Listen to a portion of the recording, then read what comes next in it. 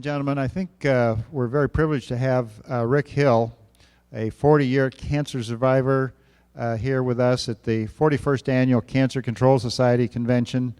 He's going to tell us his story, and it's a very interesting one because he was at the Oasis of Hope Hospital just about the time that my wife and I were married, and she used to work there. So we have a certain connection, historical connection in that way.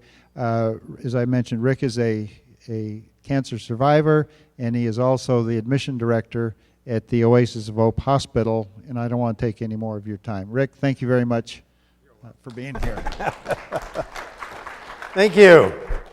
How many of you would rather be here than the best hospital in town? Okay. We're on the same page. Somebody said to me the other day, we heard that you're the oldest living Laetrile relic in the world. And I said, that is not true.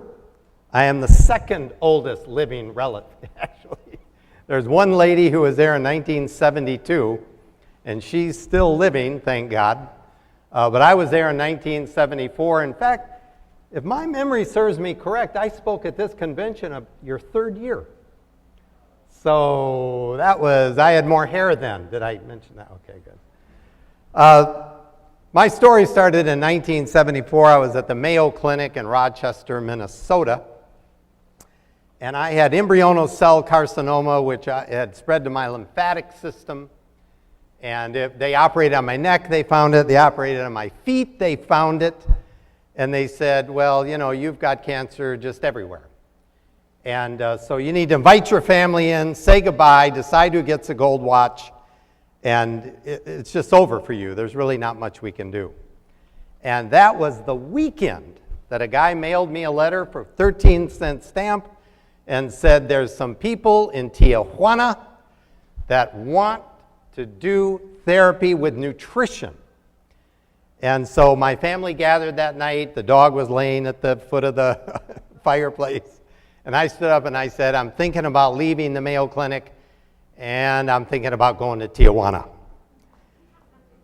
I learned more swear words in the next 5 minutes than I learned growing up on the streets of Detroit. They were furious with me because they said, you're committing suicide if you think you're going to leave the citadel of modern medicine and you're going to go to Tijuana and get well. You're more stupid than we thought you were.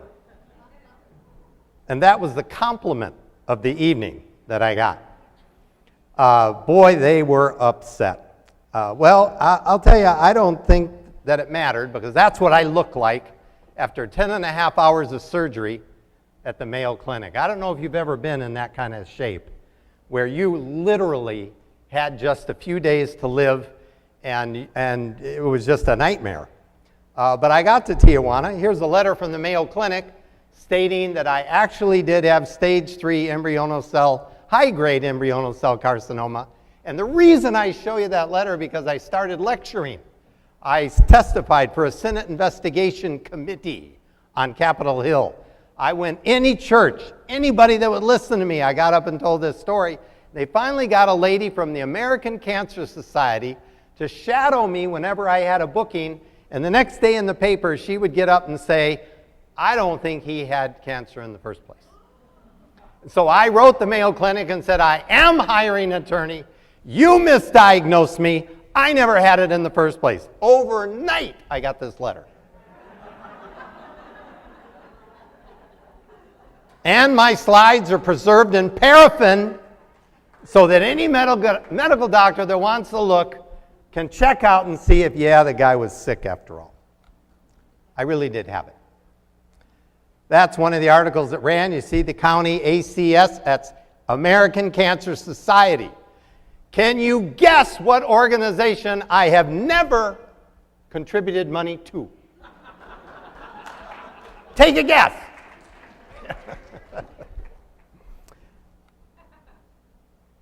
I can read it from here. It says, as for that testimony offered, it is possible that those offering it are the 2% of cancer victims who experience natural remission, or who did not indeed have it after all. Don't you love it? So I got to Oasis and they said, you've got to change your life. I said, how does that work? They said, first of all, you got to stop eating bad food. I grew up in Detroit. McDonald's. My mother was born on Sand Mountain, Alabama. She fried everything in lard. Bless her heart. She could fry Jell-O and make it better. And they started telling me, you got to eat things that I wouldn't even be willing to step in as a teenager. I mean, it was like green, squishy things. And I did not blend. The first health food store I went in my life was in San Diego, California. I walked in and I heard Ravi Shankar music playing in the background. I was the only one in the store wearing underwear.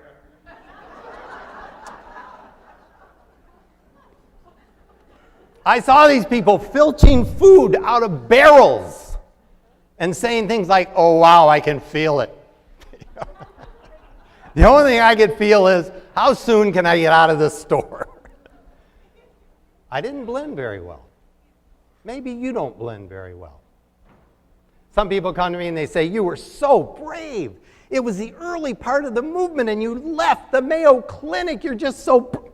Are you kidding? I was scared to death. I kissed my wife goodbye and I said, this is a one-way trip. So if somebody sticks their finger in your face and say, you have to believe first before it'll work. I don't know. I wasn't sure it was going to work. I was petrified. But I was not as afraid of what they would do as what the Mayo Clinic would do. And the way I knew that is one night I pulled all the Hemovacs out, all the needles out, and I went for a walk down chemotherapy row. And I went into the room and I sat down next to the patient. I said, my name's Rick.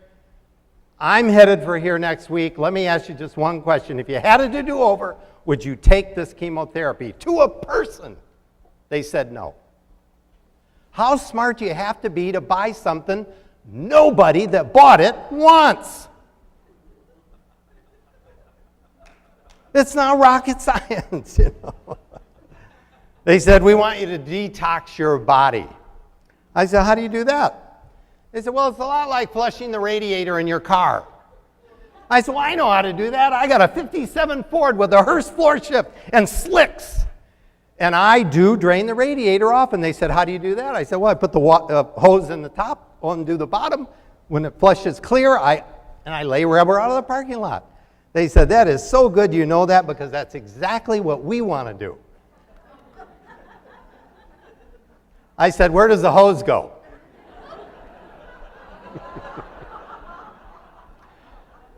Ladies and gentlemen, I have done hundreds of colonics and I've hated them all. But I do them because if you're not pooping, you're not well. People say, not me, you don't understand my genetics. My family goes once a week. I do a watermelon fast. Now, I go round and round with Dr. Contreras about this. He says it's too high glycemic. I know, but I weighed 121 pounds when I was there. There was nowhere to go. And if I tried to fast on water, I got these huge headaches, and I'd shake. And I got my champion juicer out, and I ran the watermelon through it, and I drank it. And 3 days a week, I did a watermelon fast. And on the fourth day, I did a colonic. And then the other 3 days, I ate 80% raw. Not very sexy. Not a lot of fun. But I've got 6 grandkids and 1 ugly dog today. If you'd like 40 more years, you got to do some of the stuff I did. I took lots of food supplements. People hate taking pills. Who is that guy? Who can tell me? Soupy Sales. Remember when he'd take the on camera and then when it hit his stomach, they'd shake the camera and all the kids would fall? That's where I learned to take food supplements. And I take 15 to 20 of these things a day because even the good food that I buy was picked too long ago, shipped too far, stored too long, and unless I'm careful, cooked to death. Yes or no? Yes. People say, well, I don't, it just makes expensive urine.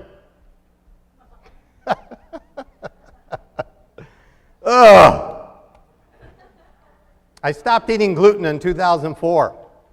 I'm not going to defend all this, but I'll tell you what, that was my blood test on 11/15/204. I quit eating gluten. It took 6 weeks to get it out of my system, but boy, did I feel better. And Dr. Contreras says that's because gluten causes inflammation.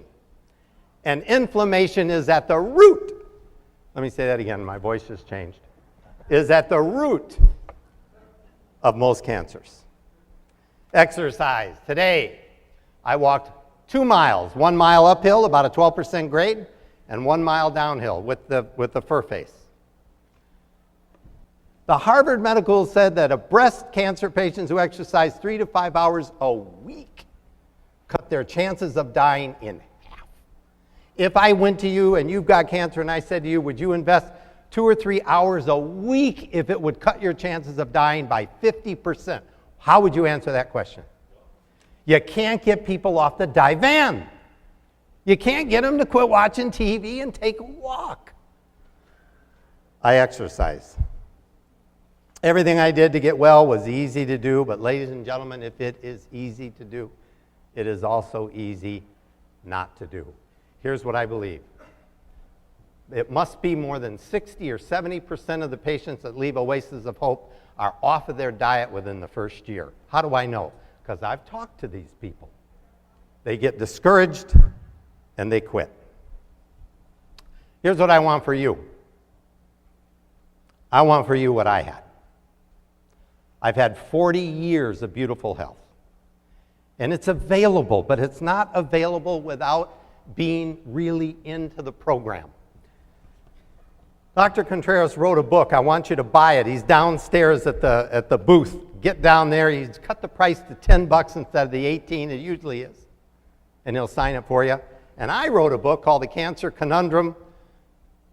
It's not rocket science. I don't know what he was talking about. But it's funny. And it'll encourage you so that you don't quit. If you buy this, I'll give you one of these. Thank you.